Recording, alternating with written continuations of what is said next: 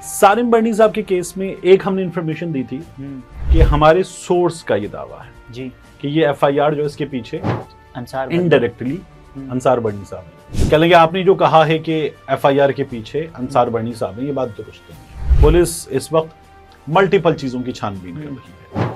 होता है ना, जब लोग ये देखते हैं कि कुछ निकला है तो एक गुस्सा, एक नफरत आती है। अच्छा, कल को अगर ये रिहा भी हो जाते हैं तो भी एक सवालिया निशान छोड़ के जाएंगे कि सारिम बर्नी अब भी मशकूक है। तमाम चीजें धुलने के बाद जो दाग लगा ना, वो दाग जाता नहीं। मुलजिम के बारे में हमेशा कहते हैं कि वो कानून का फेवरेट चाइल्ड होता है। अब आपको सारिम बर्नी मुमकिन है मॉर्निंग शोज की जीनत नजर ना आए, टॉक शोज में इंटरव्यू देते हुए नजर आए।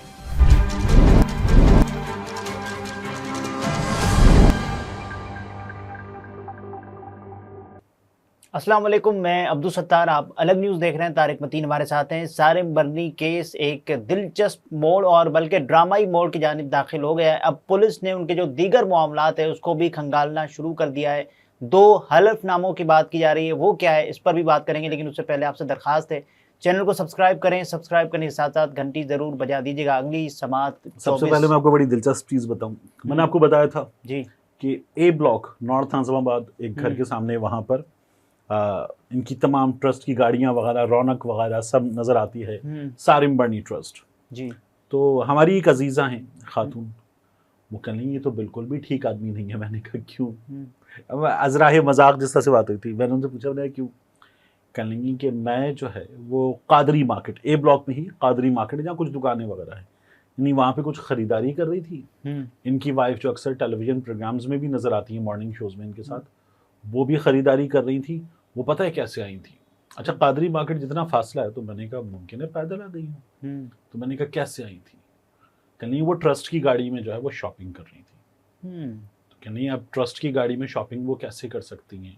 वो तो ट्रस्ट के कामों के लिए इस्तेमाल होगी, उनको तो अपनी ज़ाती गाड़ी में अगर घूमना है, कुछ करना है। तो मैंने कहा थोड़ा सा मार्जिन दे दें, हो सकता है ट्रस्ट के किसी काम से वापस घर आते हुए मैंने कहा उन्होंने रास्ते में रुक के कुछ ले लिया हो, तो इतनी सख्ती नहीं करते। मैंने कहा मैं ये जो पब्लिक सेंटिमेंट है ना, मैंने कहा ये मैं सबसे पहले बताऊं, तो मैंने उनको ये समझाया कि इतनी सख्ती नहीं करते और जजमेंटल इतनी जल्दी किसी के मामले में भी नहीं होते। सारिम बर्नी साहब के केस में एक हमने इंफॉर्मेशन दी थी कि हमारे सोर्स का ये दावा है जी कि ये एफआईआर जो इसके पीछे अंसार इनडायरेक्टली अंसार बर्नी साहब हैं। यूं समझ लीजिए कि अंसार बर्नी साहब के इंतहाई करीबी एक साहब ने मुझसे रब्ता किया। उन्होंने कहा आपने बड़ी ज्यादती की। मैंने कहा क्यों? अच्छा। कह लेंगे आपने जो कहा है कि एफआईआर के पीछे अंसार बर्नी साहब हैं, ये बात दुरुस्त नहीं है। तो मैं चूंकि ये जानता हूँ कि वो कितना करीब है अंसार बर्नी साहब से, तो मैंने कहा आप ये बात क्यों कह रहे हैं, क्या उन्होंने कहा आपसे? कह लें नहीं, मैं खुद बता रहा हूँ आपको। अंसार बर्नी साहब जो हैं वो इनको गलत समझते हैं। सही है। उन्होंने निकाला था, ये बातें वो ऑन रिकॉर्ड कर चुके, लेकिन एफआईआर उन्होंने नहीं करवाई है। यानी वो उनको गलत समझते हैं, तो वो इस हद तक नहीं गए कि वो एफआईआर भी करवा देते अपने भाई पे। उन्होंने एफआईआर नहीं करवाई है, तो क्या ये आप मौक़िफ़ आप बता देंगे दोबारा खबर देते हुए? मैंने कहा बता दूंगा। मुझे जो सोर्स ने खबर दी थी वो भी मैंने थोड़ी कहा था कि मेरा ये दावा है कि अंसार बर्नी ने खुद करवाया। मेरे सामने पुलिस वाले को फोन किया और कहा कर दे इस पे एफआईआर, और मैं बंदा भेज रहा हूँ, वो बंदा लिखवाएगा सब कुछ। मैंने कहा मैंने ये थोड़ी कहा था। हमने कहा कि हमारे पास दस्तयाब मालूमात के मुताबिक ये सोर्स का दावा है, और सोर्स बड़ा करीबी है। अब मैंने कहा चूंकि आप उतने ही करीबी हैं सिर्फ अंसार बर्नी साहब के मुतल्लिक हैं, मैंने कहा आप बता रहे हैं तो मैं ये भी बता दूंगा। मेरा काम खबर देना है, और अगर मुझ तक खबर जो है वो करीब तरीन आदमी के जरिए आ रही है, ऐसे कि जैसे वो खुद बात करे, तो मैंने कहा मैं ये भी बता दूंगा। तो एक तो ये मामला है कि अंसार बर्नी साहब अब ये कह रहे हैं कि मैं गलत जरूर समझता हूँ, मैंने निकाला अपने साथ से इसीलिए था, लेकिन एफआईआर के पीछे मैं नहीं हूँ। तो वो ये क्लियर करना चाहते हैं। मुल्क की जानिब से एक प्रेशर आया कि हमारे मुल्क पे ये हुआ है और आपके मुल्क से किया गया है, तो आप इस पर देख लें। मेरे सोर्स का भी वो दावा है कि पीछे अंसार बर्नी साहब हैं, लेकिन अंसार बर्नी साहब का मौक़िफ़ सामने रखना जरूरी था। और पुलिस ये समझ रही है कि सारे जो गलत काम या सारे जो गैर कानूनी काम हैं वो ट्रस्ट की आड़ में किए हैं सारिम बर्नी ने। एग्जैक्टली। ये तो देखिए पुलिस इस वक्त मल्टीपल चीज़ों की छानबीन कर रही है। ख़वातीन की इज्तिमाई शादियों के हवाले से इनकी ट्रस्ट काम करती है। ख़वातीन के लिए دارال امان، بیت الامان اس طرح کی چیز بنی ہوئی ہے، تو اس کی بھی چھان بین ہو رہی ہے، وہاں پر اس کے تمام معاملات کو دیکھا جا رہا ہے، یہ بھی ہو رہا ہے۔ پھر اس کے بعد جو ان کے دیگر فلاحی کام ہیں ان کی بھی چھان بین ہو رہی ہے، ان کے جو بینک اکاؤنٹس ہیں جی ان کی بھی چھان پھٹک کی جا رہی ہے، زکوٰۃ وغیرہ بھی جمع ہوتی ہے، چندہ بھی جمع ہوتا ہے، لوکلی کتنا جمع ہوتا ہے، انٹرنیشنلی کتنا جمع ہوتا ہے، کن کن مدات میں خرچ ہوتا ہے، اور آپ نے اپنے آڈٹس کروائے ہوئے ہیں ان کی تمام چیزیں وہ بھی لائیے، ثبوت دیجئے۔ یہ تو ہر چیز کو اس وقت ٹرسٹ چھانا کو جا رہا بڑا ہے، ڈینٹ پڑا ہوگا اس سے۔ ڈیفینیٹلی پڑا ہوگا۔ میں وہی جو میں بتا رہا ہوں کہ جہاں پر ہم جن رستوں سے دفتر آتے ہیں جاتے ہیں اور جہاں میری رہائش ہے، تو کل بھی میں رات میں ایک واک کرنے نکلتا ہوں، تو جو مین KDA چورنگی ہے جہاں سیفی ہاسپٹل وغیرہ ہے، تو وہاں اس کے بالکل سامنے والے بلاک پہ یہ ان کا گھر ہے، صحیح۔ تو وہاں برج کے نیچے جگہ جگہ ان کے وہ لگے ہوئے ہیں، ساری منی ٹرسٹ کو عطیات دیجئے، زکوٰۃ دیجئے، تو وہاں پر وہ لگے ہوئے تھے، اس پر بھی ایک جگہ کسی نے اسپرے جو ہے وہ مار دیا ہے۔ تو یہ ہوتا ہے نا، جب لوگ یہ دیکھتے ہیں کہ کچھ نکلا ہے تو ایک غصہ، ایک نفرت آتی ہے۔ ہم جب بات کر رہے تھے کہ سارم بڑنی صاحب کے معاملات میں یہ کچھ ہے، اور ایک جگہ کہیں لوگوں کو یہ لگا تھا کہ ہم نے سارم بڑنی صاحب کو سپورٹ کیا ہے، تو تب بھی لوگوں نے کہا 25 بچے بیچ دیے، کیسی بات کر رہے ہو؟ تو لوگوں کا یہ ہوتا ہے، یہ جذبات ہوتے ہیں، لوگ ریاکٹ کرتے ہیں اور بڑے اچھا کل کو اگر یہ رہا بھی ہو جاتے ہیں تو بھی ایک سوالیہ نشان چھوڑ کے جائیں گے کہ سارم بنی اب بھی مشکوک ہیں۔ ایک دوسرا، میں تو پہلے بھی آپ سے کہا تھا، اس سسٹم میں جن چیزوں کی مدد سے آپ اوپر آتے ہیں، صحیح ہے، ان تمام کی چھانبین کون کرے گا؟ آپ بڑے بڑے پولیس آفیسرز کی مدد سے، بیوروکریٹس کی مدد سے، ٹیلی ویژن چینلز کی مدد سے یہ سب کچھ اگر کرتے رہے ہیں، تو جہاں آپ اوپر آئے ہیں، اگر آپ مجرم ثابت ہو گئے تو کون کرے گا؟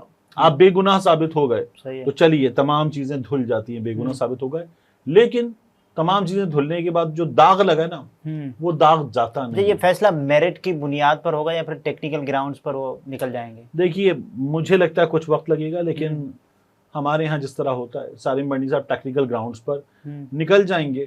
اب جو اگلی سماعت ہے وہ 24 جون کی ہے، عید کے بعد کی، تو اس سے پہلے جو آخری سماعت ہوئی تو سارم بڑنی صاحب کی جو درخواست ضمانت تھی وہ دوسری بار اس میں مسترد ہو گئی ہے۔ جی، تو سارم بڑنی صاحب ابھی تو قانون کے مہمان ہیں اگلے کچھ دن کے لیے۔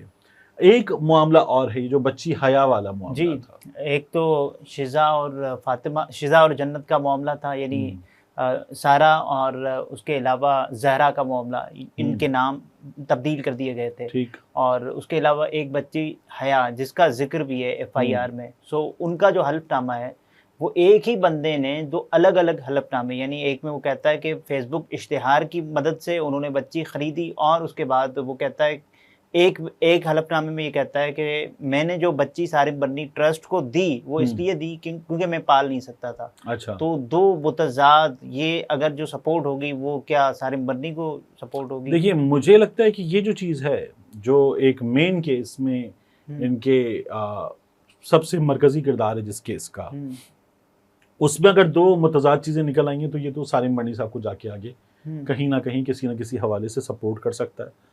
کیس میں جب بھی جو بیسک استغاثہ کی پلیز ہیں ان میں فالٹ نکل آئے، صحیح ہے، تو وہ بڑا مدد فراہم کرتی ہے ملزم کو، اور ملزم کے بارے میں ہمیشہ کہتے ہیں کہ وہ قانون کا فیورٹ چائلڈ ہوتا ہے، اس کے لیے ہمیشہ بینیفٹ آف ڈاؤٹ موجود ہوتا ہے۔ تو یہ سارم بنی صاحب کو چیز جو ہے وہ سپورٹ کر سکتی ہے، لیکن اتنا بڑا پروفائل، اتنا بڑا آدمی، ٹیلی ویژن پر، روڈ سائڈ بورڈز پر، ایمبولینسز پر، ہر جگہ تصویر، لیکن یہ کام کوئی بہت بڑا نہیں تھا جو انہوں نے کیا ہے، جو یعنی الزام ہے، ہاں جو الزام ہے، تو وہ میں کہہ رہا ہوں اتنا بڑا آدمی، اس الزام سے جو ڈیمیج پہنچا ہے نا وہ ڈیمیج بہت بڑا ہے، بہت برا ہے۔ آگے جو ٹرسٹ کے معاملات ہیں اس کے علاوہ ظفر عباس صاحب جو ہیں وہ یہ کہتے ہیں کہ انہوں نے 2019 میں اس سلسلے میں ایک ویڈیو کی تھی اور انہوں نے کچھ چیزوں کی نشاندہی کی تھی، اور یہ بالکل جیسے انہوں نے بتایا تھا ویسے ٹھیک ثابت ہوتی ہوئی نظر آ رہی ہیں جو باتیں وہ کر رہے تھے۔ یہ ظفر عباس صاحب کا کہنا ہے۔ تو مجھے لگتا ہے کہ ایک تو NGO، دوسری NGO، تیسری NGO، ان کی شاید ایک رائیولری بھی ہوتی ہوگی، لیکن ظفر عباس صاحب جو ہیں وہ رائیولری والے آدمی کم لگتے ہیں, وہ اپنی مرضی کا مست والا آدمی ہے, ملنگ آدمی ہے. تو ظفر عباس صاحب جو ہیں, لیکن بہرحال ان کی 2019 کی ایک ویڈیو بھی موجود ہے جس میں وہ ان کے حوالے سے کچھ الزامات, کچھ نشاندہی کر رہے تھے.